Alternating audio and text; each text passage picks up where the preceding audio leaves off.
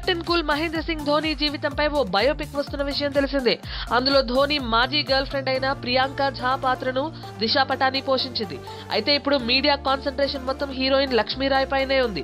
Chennai super Kings IPL team కి captain గా Dhoni, brand ambassador గా లక్ష్మీరాయ్ వ్యవహరించేవారు 2008 సంవత్సరంలో. ఆ టైంలో వీరిద్దరూ డేటింగ్ చేశారనే టాక్ కూడా ఉంది.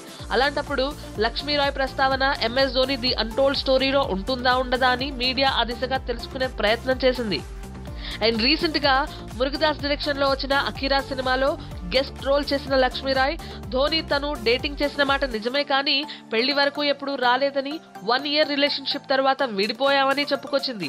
అయితే లక్ష్మీరాయ్ ప్రకారం ధోని లైఫ్ లో ఇంకా చాలా అమ్మాయిలతో రిలేషన్షిప్ ఉందని, తనొక్కతే కాదని, తన వైపు నుండి స్టోరీ తెలుసుకునే ప్రయత్నం చేసినా తనేమీ చెప్పలేదని, ఇకపై అడిగితే ఓ క్రికెటర్ గా తెలుసు అనే చెప్తానంటోంది.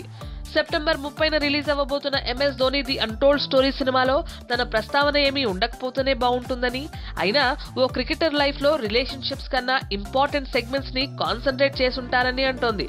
త్వరలో జూలీ 2 హిందీ సినిమాతో హీరోయిన్ గా బాలీవుడ్ లోకి ఎంట్రీ ఇవ్వనుంది లక్ష్మీరాయ్.